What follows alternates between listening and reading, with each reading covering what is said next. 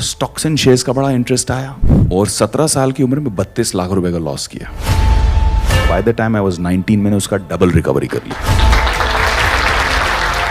पिताजी टेंशन में मुझे एक दिन बुलाया, बोला ये तेरे पास इतने पैसे कहां से आ रहे हैं, तू कोई गलत काम तो नहीं कर रहा है?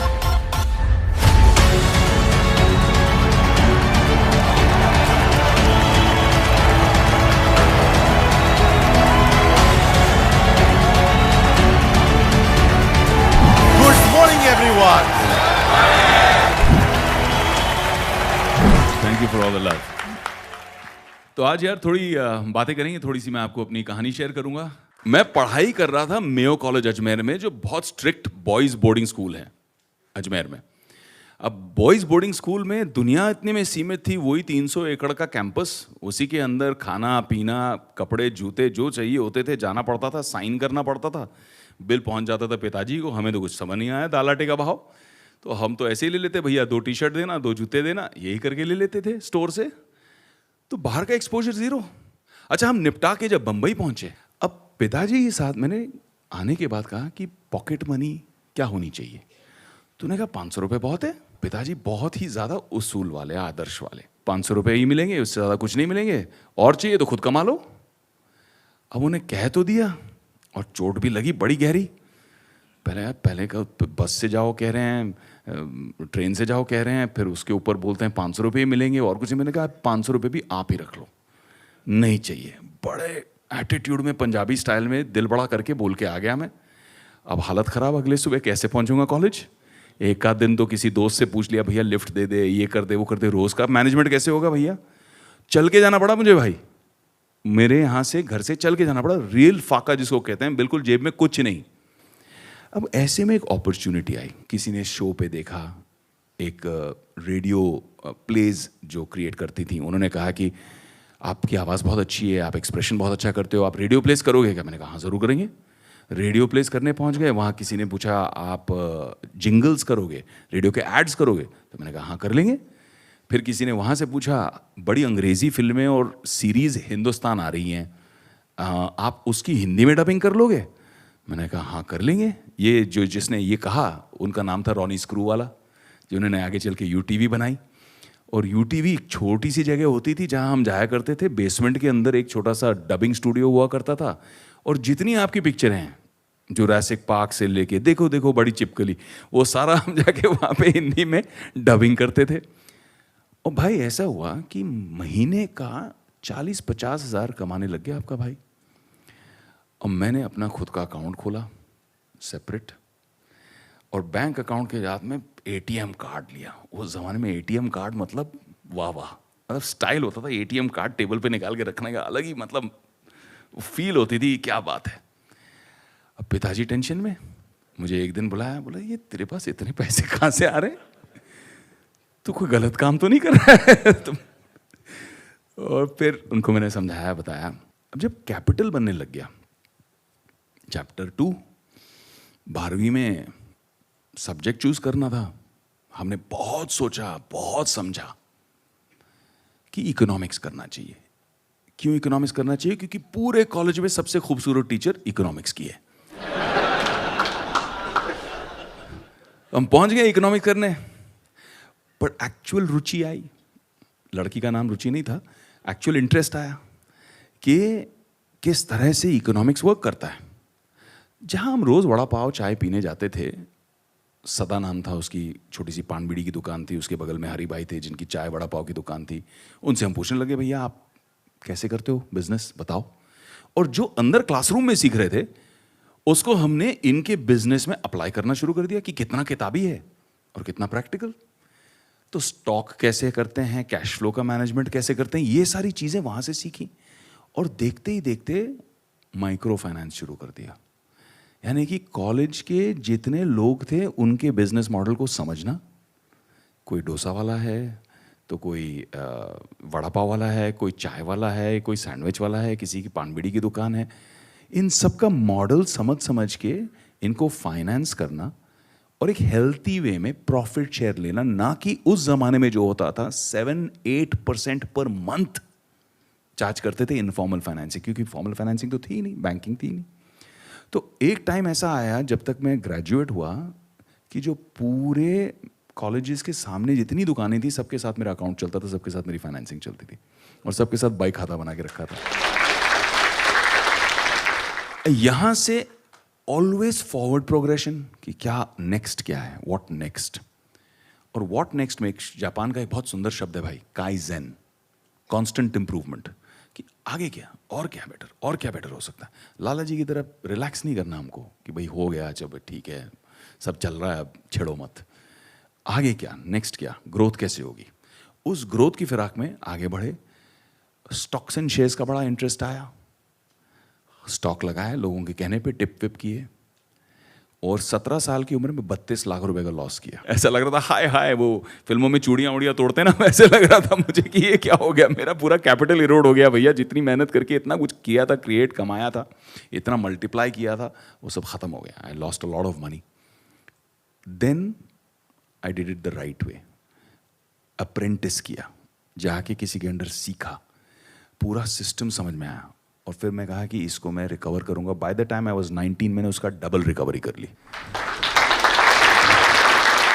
कमोडिटीज में जाके काम किया, बट इस टाइम सोच समझ के पहले जाके अप्रेंटिसशिप की, कोई ईगो नहीं, नौकरी की तरह जाके वहां पे मेहनत की, समझा, सीखा, फिर कमोडिटीज का मार्केट समझ के उसमें कैसे कमाए। उसके बाद 19-20 साल की उम्र में I set up my first technology company और 19-20 साल की उम्र में मैंने ऑलमोस्ट 12 करोड़ रुपए रेज किए। तो ग्रोथ इस तरह से हुई लाइफ में। तो फाइनली मैं ये कहना चाहूँगा आप लोगों को कि my personal experience has taught me, और मैं हमेशा अच्छे लोगों से, बड़े लोगों से, जो आप बड़ा बिजनेस में भी करते हो, बिलियनर प्रोफेसर्स को लेके आते हो, तो मेरे लिए भी कुछ लाइफ के ऐसे अच्छे बिलियनर प्रोफेसर्स बन गए हैं जो कुछ समय देते हैं और उनका समय बहुमूल्य है मेरे लिए। मैं अभी रिसेंटली मुकेश भाई अंबानी से मिला और जब भी उनसे मिलता हूं तो वो हमेशा कुछ ऐसी बात करते हैं जिसका कोई इल्म ही नहीं है मुझे, कोई नई टेक्नोलॉजी, कोई नया future.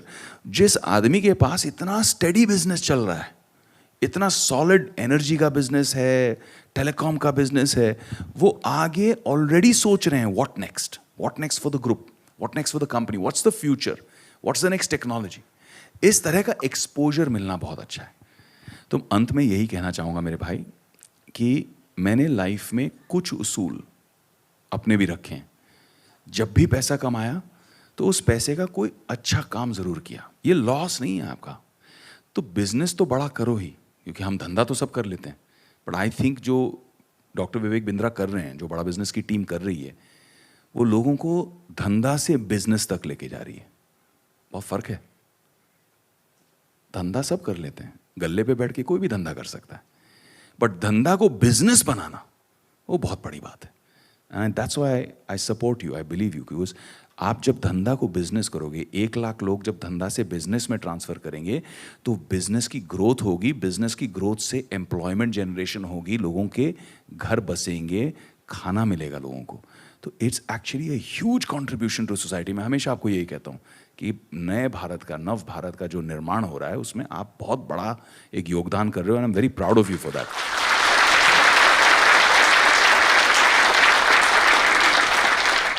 I have a question from you. मैं ये जानना चाहूँगा और सब ये जानना चाहेंगे, फ़ायदा होगा कि आप एक स्टार्टअप को मेंटर करने से पहले, उसमें इन्वेस्ट करने से पहले, उसमें अपना समय देने से पहले, उसको बड़ा करने का डिसीजन लेने से पहले, आप what all do you see? क्या 5-7 चीज़ों का ध्यान रखते हैं कि यार ये अगर कंपनी में होगा तो मैं उसमें आने को तैयार हूँ और उसको बड़ा करूँगा? बहुत बहुत बढ़िया सवाल है।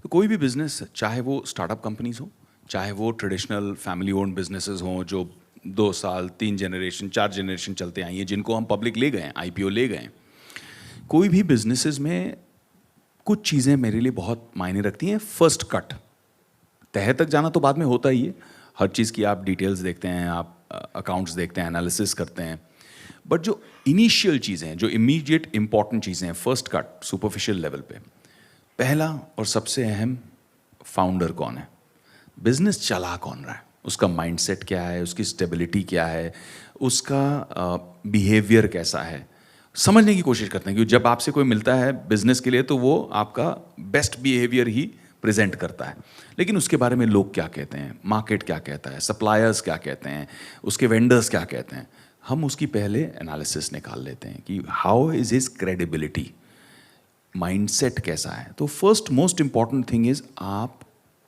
अपने बिजनेस के खुद ब्रांड एम्बेसडर हो, यू आर दैट बिजनेस। तो आपको वो ईथॉस, वो माइंडसेट उसमें सिर्फ धंधे में नहीं अपने आप में भी मेंटेन करना है। इसीलिए आज टाटा ग्रुप की इतनी रिस्पेक्ट बनी रहती है, जबकि इतने सारे ऐसी फैमिली ओन्ड कंपनीज हैं भाई जो सेकेंड जनरेशन थर्ड जनरेशन तक खत्म हो जाती हैं, फिनिश हो जाती हैं, बट इन्होंने एक इथॉस मेंटेन रखा। तो first thing is the founder और the owner. Second thing is the environment. क्या ये सनराइज सेक्टर है या sunset?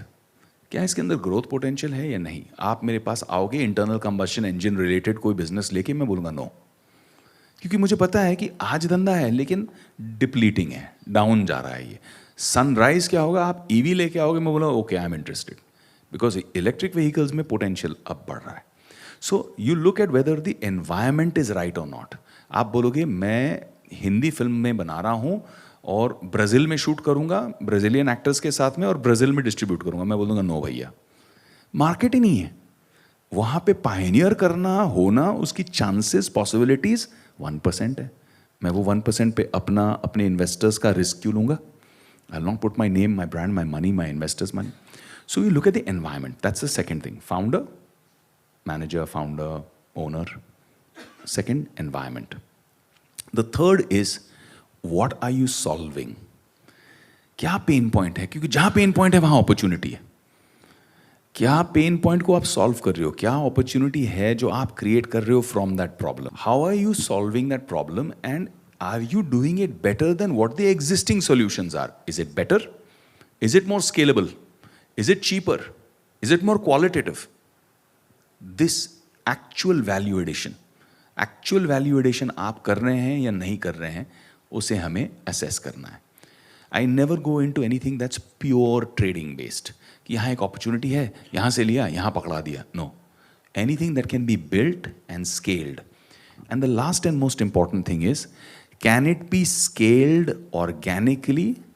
Can it be scaled organically without the founder?